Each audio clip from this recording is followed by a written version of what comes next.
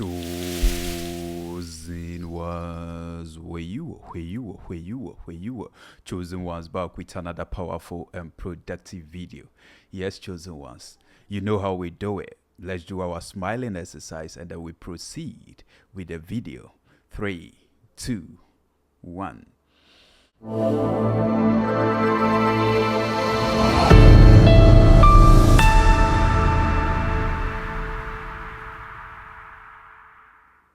Yes, chosen ones, make it a point to keep on making smiling part of your personality.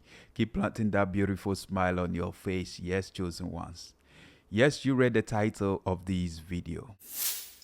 Why we, the chosen ones, struggle with lust. Yes, this is interesting topic to talk about. Yes, and I said we because all of us are involved, unless you don't want to be real with yourself. Yes, you see, it is so easy to tame a lion, yes, and play with it. It is so easy to tame a tiger and play with it. It is so easy to walk in fire, walk over fire or on fire. It is very easy to do that. But one of the difficult things to conquer, to overcome, is lust. Yes. And you can't say, oh, as for you, you've overcome lust. No. It is something you need to be striving to overcome it each and every day. Because it is deeply rooted in each and every one of us. Whether you are single or you are married, lust is deeply rooted inside of you. Yes. So the fact that you are single doesn't mean, you have overcome lust. The fact that you are married doesn't mean you have overcome lust. If that is the case for married people, then adultery wouldn't have existed. If marriage cures lust, adultery wouldn't have existed. But marriage is not a cure for lust. And being single is also not a cure for lust. So what is the way out? The way out will be spelled out in this video. Okay? So make sure you watch the entire video. But there is a beautiful real life story I want to share with you. And this is it. Once upon a time, there was a teacher of celibacy. This teacher teaches celibacy, how to abstain. Yes. So this teacher was teaching his students one day about the power of lust. And he was saying everybody can fall to that temptation because lust is very powerful thing to deal with. And one of the students raised up the hand and said, "No, master, I have been practicing celibacy for years. I have overcome my lust. I have overcome the lust of the flesh, the lust of the eyes. No lust can overcome me. I am a master of this thing for years now." And the teacher said, "Okay, if that is the case, fair enough. But I'll be traveling for some 3 days. And I'll be back after 3 days. So, let's see what happened there." So this teacher, because he's an expert in the subject he was teaching, this teacher didn't travel, but the teacher disguised himself, changed his personality like a beautiful lady dressed in a very good, straight garments, very light, and was putting on earrings, has this piercing, was putting on earrings, was putting on, uh, bracelets, and, things that ladies use to beautify themselves. All right. So he covered his hair nicely, and he went and stood under a tree. And this beautiful sunlight was shining, pointing directly to him. So he was indeed sparkling, all right? Because he disguised himself. Okay, let me say she. She was indeed sparkling. And then, within some few minutes, the weather changed and it started to rain. So this teacher that has disguised himself in form of a lady was under the tree, and fortunately or unfortunately, the student who said he has overcome lust, has conquered lust, was passing by. So he saw the lady, okay, which is the teacher that has disguised himself in the form of a lady. He saw the lady under the tree, and the rain was, falling. It was raining. So he felt for the lady. He had sympathy. So he approached. And the student said, "Oh, dear beautiful lady, the rain has got you stuck here, right? Okay, I just stay around this area. So can I shelter you?" The lady replied, "Oh, I don't think it's right for a virgin like me to go and live with you." And the lady asked, "By the way, are you single?" He said, "Yes." "Are you not staying with anyone?" He said, "Yes." Then the lady said, "Okay." Then the student started to lament, say a whole lot of things. "Oh, I'm a student of celibacy. I've been practicing celibacy for so many years now, Oh, you don't have problem. You don't have problem. Like, there is no lust in me. So you are going to be cool at my place. You are going to be okay at my end. So let's go." So finally, the lady agreed. And then they moved. They went to the guy's home. So the guy decided to sleep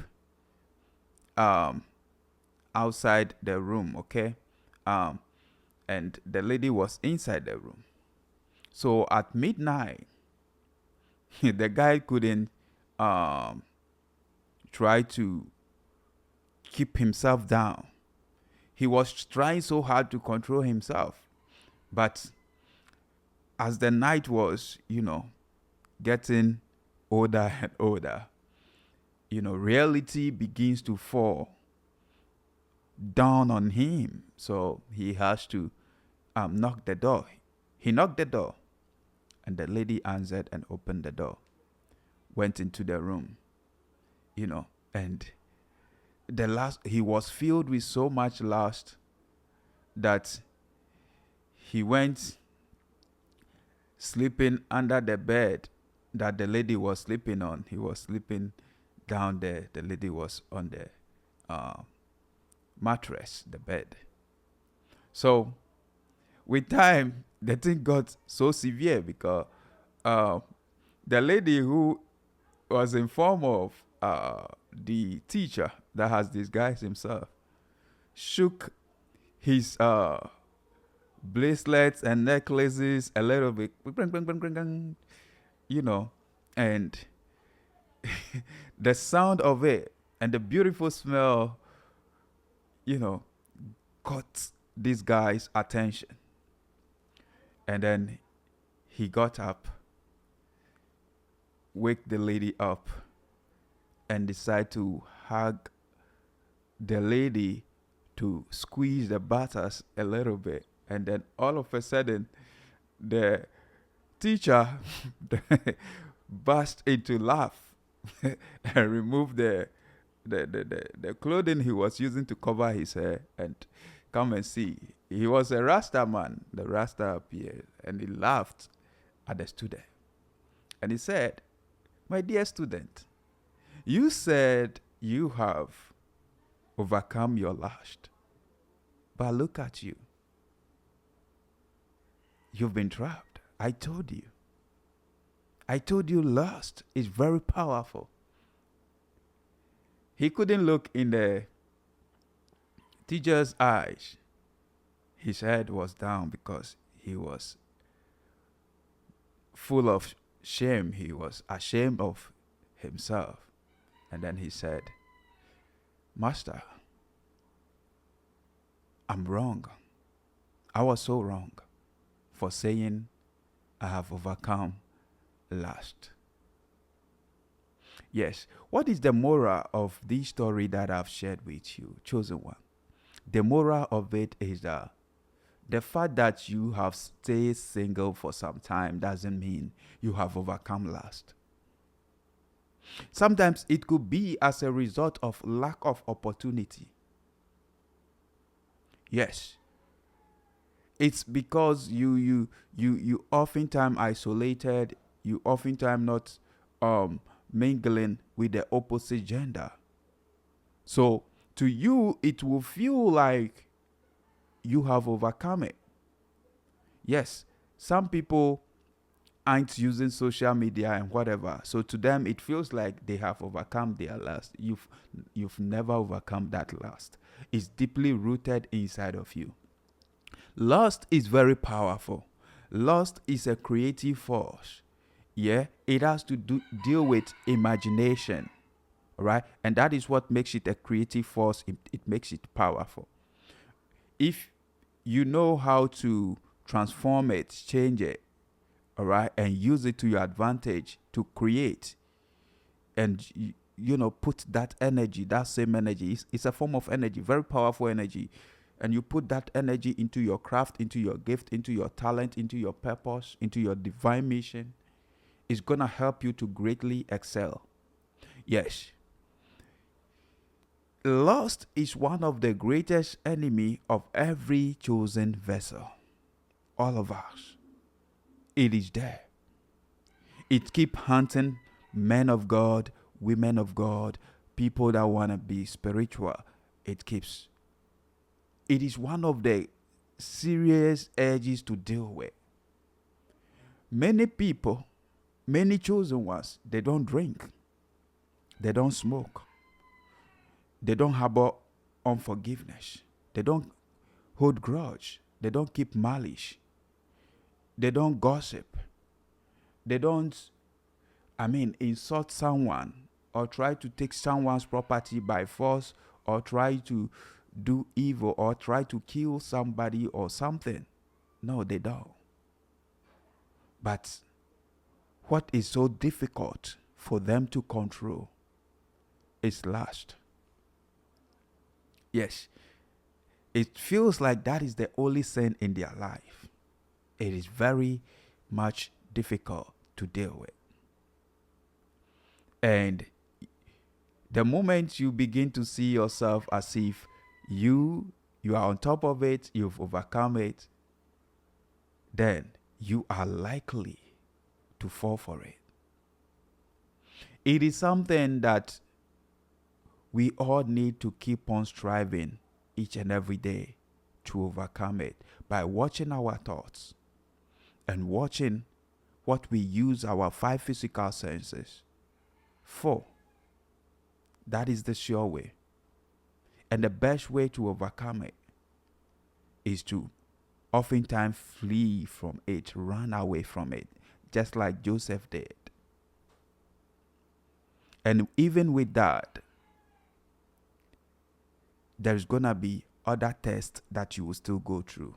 You can still be lied on, lied against, that you did such a thing. Just like Joseph was caught up, was lied about.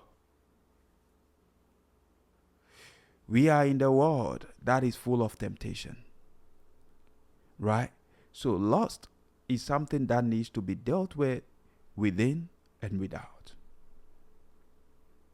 And when you see somebody that he or she is saying, "Oh, I have overcome lust," they are lying. Your own power cannot help you.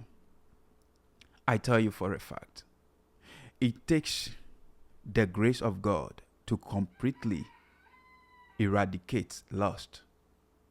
Yes, it cannot be, is a thing that it cannot be eradicated completely. However, right, personal effort cannot help you to eradicate it. It takes the grace of God, the power of God, to rooted it out of you. That is the way.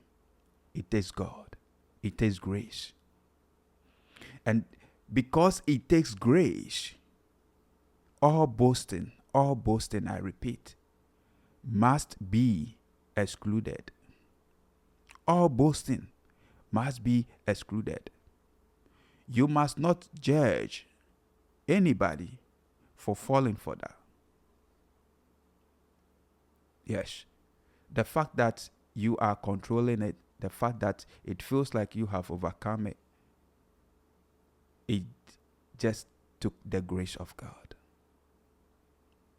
And if it happened for you, then take your time and take your peace. Take it easy on others. When their time is due, they will also overcome just as you did.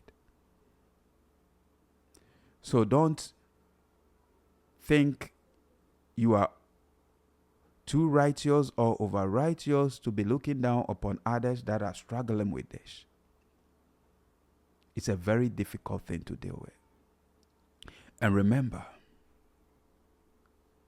the race of life is not for the beginner, but the finisher. How well you finish it. You might think today you are practicing celibacy, but tomorrow you might fall for it. Lust will pull you down, and your end will not be okay. And that is why all boasting must be excluded. Because the difference between a saint and a sinner is that the saint has a past. Unless, of course, the saint doesn't want to face realities. The saint has been through so much. And God intentionally allowed that so that the saint will also recognize that I've been through a lot, I have done a lot, and I was saved by the grace of God. And if the saint was saved by the grace of God and has become a saint, then you too, someone too, can be saved by the grace of God. So what you should be preaching or teaching is the grace of God, not perfection. And a sinner has a future. So a sinner today can become a righteous person tomorrow. A sinner today can become a saint tomorrow. That is why all boasting must be excluded. You know, we all have shortcomings. So, as a chosen one, just look deep within you. You realize this thing called lust is deeply rooted in you. And you need to control it. Through prayer, meditation, reading good religious book, finding your purpose, and keep being passionate about your purpose and the things of God, and keep meditating. That is the sure way you will keep on, striving to keep on navigating through it to overcome it. Yes, keep yourself busy. If you don't keep yourself busy, the enemy will be using the opposite gender to distract you, to keep on luring you, pulling you, to keep on engaging yourself in pleasures, in distractions. Yes, a person without purpose oftentimes distracts himself or herself with temporary pleasures, with temporary gratifications. But when you have a purpose, and that purpose that you have, you're so passionate about it, it will safeguard you, it will keep you busy for the rest of your life. That's it. So, when you see others fall for these, pray for them. Don't judge them. Don't look down upon them. Because if you are true, remember, it was the grace of God. It wasn't by your own effort or power or something. Even though you try, yeah, but it took the grace of God. So let's be conscious of these, and let's keep making conscious efforts each and every day to keep striving, to keep on overcoming this. Because this is something that chosen ones will struggle with. David struggled with it. Even though he was a person after God's own heart, he struggled with it. Samson struggled with it. Great people in the scripture, they struggle with it. And if they struggle with it, who are you? You will also struggle with it. Yes. And the way out is God. The grace of God makes all things possible. So even though it is hard to combat, it is hard to deal with, it is hard to eradicate, it is hard to overcome it, we have to keep on praying, fasting. You know, those things help. Those things, it's really, really going to help us to overcome this. Let me tell you, the reason chosen ones suffer this, struggle with this, is because every high place is a slippery place. Every high place is a slippery place. Every anointing, any person that is so anointed, that is chosen, every higher calling, spiritual gift, spiritual calling, comes with great lust. Yes. But if you are able to tame it, to be controlling it, you know how to navigate it, you know how to transform it, it's going to really, really help you to get to the highest peak of your life. That's how powerful it is. It's a powerful emotion. It's a powerful energy. Yes. And let us remember that lust, the sure way to keep overcoming it is to keep running away from it, to keep fleeing. You see, Joseph flee from it. It wasn't that he wasn't having lust inside him. He was having it. But he flee. He ran away. He said, no, I can't do this. That is the best way. But when you run away from it, it doesn't mean the temptation will not keep coming. It will keep coming. And the sure way is to keep running away. It's not a one-day thing or something you deal with it in a day, in a week, in a month, or in a year. It's a lifetime. thing. You must make it a lifestyle to keep running away from it. Sometimes you will fall, sometimes you will relapse, but you have to get back on track. Don't quit. You have to always, oftentimes, keep giving it a fight to overcome it. Yes. And remember, this is for all of us. Remember that you may be Abraham in faith. You may be Joshua in war. You may be David in praises. But if you are not Joseph in discipline, in fleeing, in running away from lust, you will end up in destruction like Samson. Yes.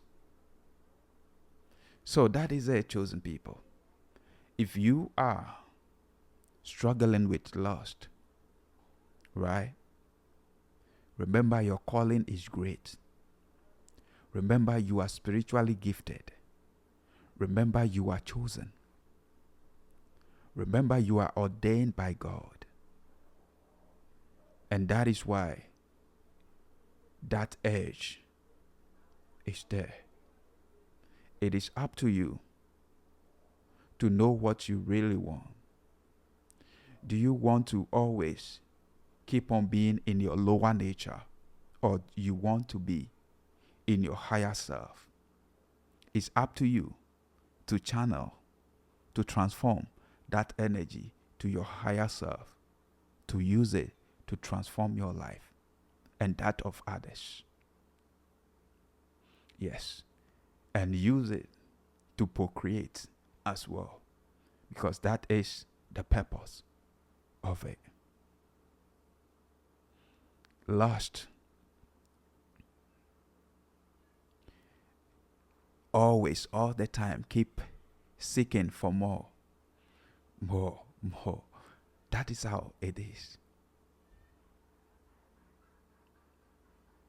It needs to be checked each and every day. Never think you've arrived. The moment you think that way, then I tell you, you have offered yourself for destruction. Conscious, mindful effort each and every day to keep choosing